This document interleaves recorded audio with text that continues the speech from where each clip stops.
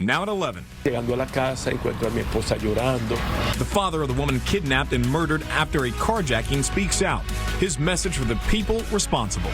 Who told the Volusia County Council to be very cautious tonight about eliminating a 3-day wait period and background checks when buying a gun? I'm Gail Pascal Brown. I'll tell you. And new video shows a Disney cruise interrupted. Who needed the Coast Guard's help in the middle of the Atlantic? WESH 2 News starts now with breaking news. That breaking news, Bob Graham, who represented Florida in the U.S. Senate for 3 terms, has died. Graham also served in the state house and as Florida governor for 2 terms before going on to the Senate in 1987. He led the Senate Intelligence Committee after 9/11 and also opposed the U.S. invasion of Iraq. He was 87 years old. We'll continue to follow more of his life throughout the day tomorrow right here on WESH 2. The father of Catherine Altagracia Guerrero de Aguas Vivas is remembering his daughter tonight. She was the victim of a carjacking in Seminole County last week. Law enforcement believes it was her body that was later found inside a car that had been set on fire in Osceola County. WESH's Haley Krummelholm joins us in studio tonight. And Haley, for the first time, we are learning more about who Aguas Vivas was from her father.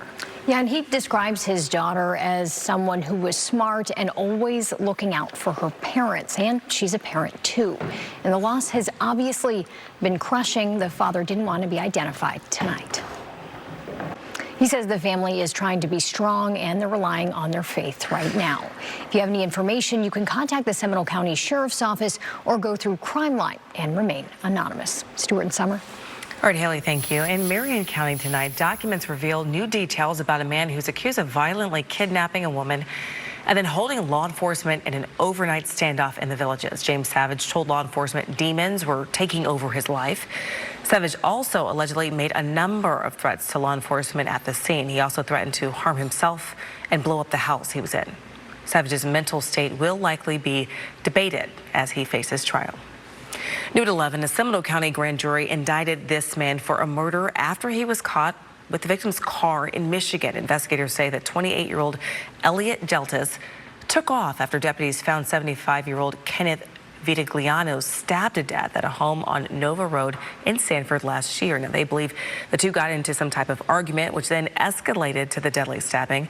Deltas is indicted on first-degree premeditated murder and grand theft.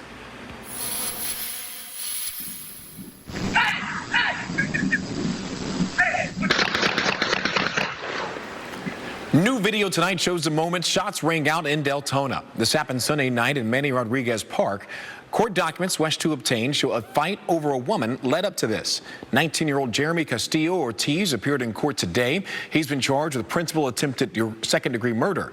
Deltona City Commissioner Dana McCool believes gun safety is important, something important that needs to be talked about. I'm trying to educate parents, young adults better on what the hazards are. Now you have somebody that's in the hospital in bad condition over a stupid argument. It was really over a junior high school argument. Castillo Ortiz is currently being held without bond. People looking to buy a gun at a gun show in Volusia County will no longer have to wait 3 days to get it. County leaders also got rid of requirements for a background check for private sellers. As WESH 2's Gail Pascal Brown shows us, the change came with some concerns. Suspended Orlando Commissioner Regina Hill did not appear in court today after waiving her arraignment and pleading not guilty. She is accused of stealing more than $100,000 from a 96-year-old constituent. We now know everyone who is running to fill Regina Hill's seat. The deadline to file to run for the District 5 seat was this afternoon. Now, nearly a dozen people are hoping their name will appear on the ballot next month. Some have a history in politics, others are community activists, and others have roots in District 5. If no one wins more than 50% of the votes on May 21st, the top 2 finishers will then have a runoff election in June. We do have a list of the candidates right now on WESH.com. The results are in for the runoff elections held today in 2 Orange County cities. In Winter Park, voters elected Craig Russell to City Commissioner Seat 2. He beat out Jason Johnson by just 34 votes. In Winter Garden, Elenia Jones beat Ron Mueller in the race for City Commissioner of District 2. Jones won more than 52% of that vote. The town of Eatonville is one of the top contenders for a new Florida Museum of Black History. Town officials say it ranks second among 8 potential locations. As we have reported, the state is considering the site at the corner of Kennedy and Wymore on land owned by Orange County Schools. The task force will meet this Friday in Tallahassee to discuss details and answer questions about each potential site. Several affordable housing projects are underway right now in Osceola County. One of them just received a nearly $2 million boost from the U.S. Department of Housing and Urban Development. Now, Haven on Vine will include about 80 affordable housing units and about 40 units for what they're calling emergency or bridge housing. They will vary from studio to 2-bedroom apartments. Kissimmee's deputy city manager says it just goes to show the critical need for more affordable housing in this area. The reality is we could use more because there's still a lot that has to be done. Our property was built in the 70s, and as you can imagine, all of the requirements to bring it up to code and ensure that it's a beautiful place for people to live has a lot to do with the fact that the work needs to be done.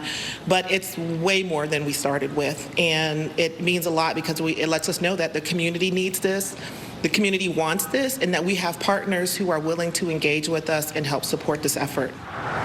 Tenants do have to meet certain eligibility requirements, including having lived in Osceola County for at least 1 year.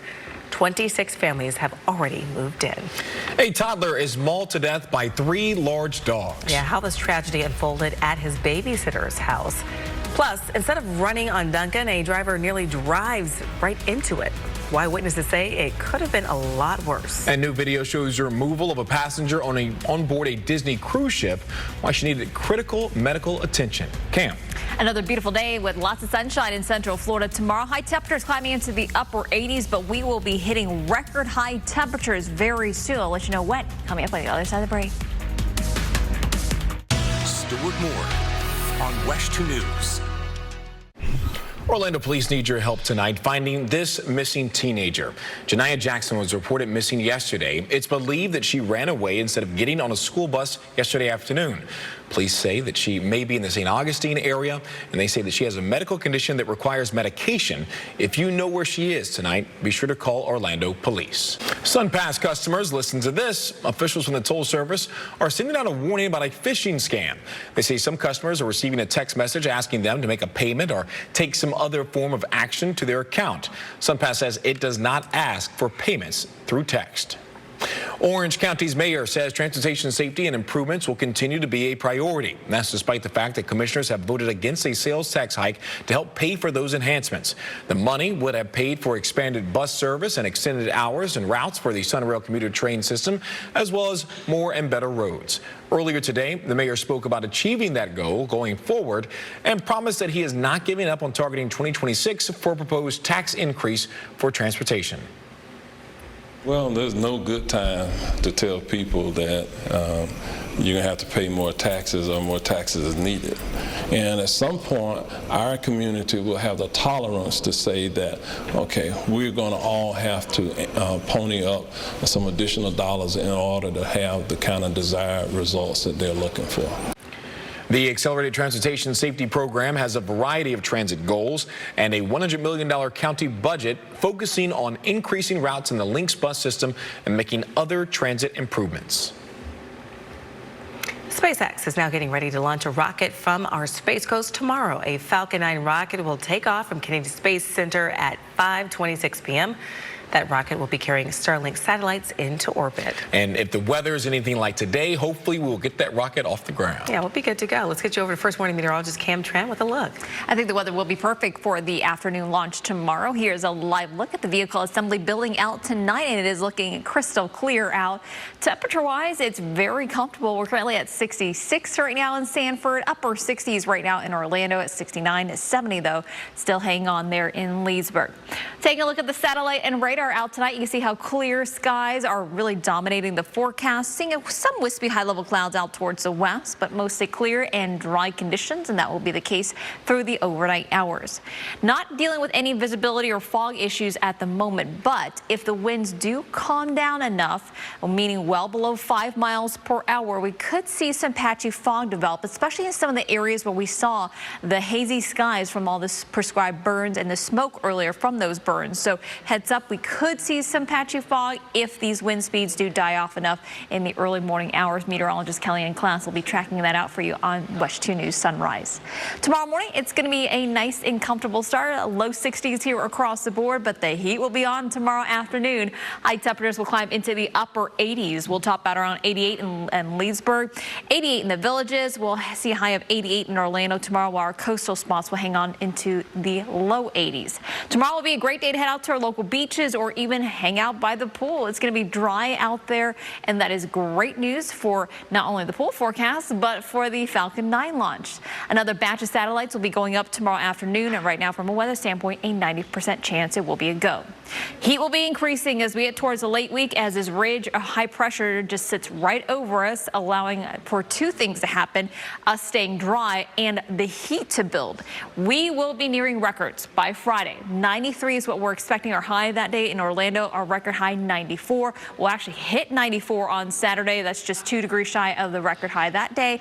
And even on Sunday, we'll stay into the low 90s for your highs, which is a little warmer than where we should be for this time of year. It's going to feel more like summer than spring, but then we are watching our next weather maker. It's a cold front that's going to be moving through, not until next week though. That will bring in a few rain showers and also a slight cool down in temperatures. What we're watching is to see how strong this front will be, because we could see storms if it's stronger. But right now I'm not too impressed by this, and also depending on how strong it is, what big cool down we can see behind it. Right now, since I'm not too impressed with this front, I don't think we'll see a huge cool down. Here's a look ahead at your extended weather forecast. Staying dry all the way through the weekend, but the heat will be on, highs in the low 90s, and just a slight air quote cool down for early next week. All right, Cam, thank you. Another kind of heat. Shakira is calling her wolf pack. The Grammy-winning Colombian superstar bringing her first world tour since 2018 to Florida. Now, her only stop to the Sunshine State will be in Miami on November 20th at the Casella Center. The tour is built around her 12th album, Las Mujeres Ya No Lloran, or Women No Longer Cry. Tickets go on sale to the public at 10 a.m. on Monday, April 22nd. Good luck. The Western Conference play-in tournament began tonight to tip off the NBA postseason. Yeah, here in Orlando, we will have to wait a little bit longer to see the Magic. But the good news, we finally know when they're going to be playing. Game 1 between the Magic and the Cavs just announced 1 p.m. on Saturday. Now, just ahead, we're going to take a look at how the two teams are stacking up. Plus, after a disappointing end to 2023, Jacksonville ready to turn the page. We're going to hear from Jags quarterback Trevor Lawrence next in sports. Chopper 2, your live eye in the sky, covering breaking news in Central Florida. Take a look at these huge flames, all that billowing smoke. They were responding to a deputy-involved shooting. Capturing every moment to bring you closer to the action. A bird's eye view from Chopper 2 of this new theme park. Chopper 2 captured the blanket of smoke. The biggest stories from every angle, so you never miss a moment. This is what local, live, late-breaking coverage looks like from Chopper 2, and it's only on WESH 2 News. There are enough surprises in your day. Don't let the weather be one of them. Take Central Florida's most accurate forecast with you anywhere. Download the WESH 2 app today. Now, WESH 2 Sports, sponsored by Mullinax Ford. The NBA postseason has arrived. Hey, everybody, I'm Kristen Lago. Play-in tournament play tipped off tonight with round 1 officially beginning Saturday. And you know who's going to be there? None other than these two teams, the Magic in Cleveland, for Game 1. One more tidbit for you. The unbeaten Orlando Pride also welcomed a new player today, Zambian international Barbara Banda, making her debut at practice. We'll be right back. First warning weather on WESH 2 is sponsored by Advent Health. Kellyanne Klass on WESH 2 News. Delta Airlines' biggest hub once again topped the list of the busiest airports. 104.7 million passengers traveled through Hartsfield-Jackson Atlanta International Airport last year. Airports Council International releases preliminary rankings this week. Dubai moved from 5th place into 2nd this time after traffic surged. 4 other U.S. airports made the top 10, including Dallas-Fort Worth, Denver, L.A., and Chicago. All right, Cam, how are we waking up tomorrow? Nice. It's going to be a great start. Low 60s tomorrow morning, a mild start, and the rest of the day is going to look spectacular. High in the upper 80s and staying dry, and no sign of rain in sight for the rest of the week into the weekend. Our next best chance of rain arriving on Monday with our next front moving through. You can see it's not going to be a huge front, not a huge cool down behind it. with no humidity, those 90s are going to feel pretty good. It's going to be great. I'm excited. Kim, thank you. That's our show for tonight. WESH 2 News is always on at WESH.com or the WESH 2 News mobile app. Thanks for watching. We hope you will join us again. And please remember, you can wake up with WESH. Our sunrise crew starts at 4:30 in the morning with overnight news, first warning weather, and traffic.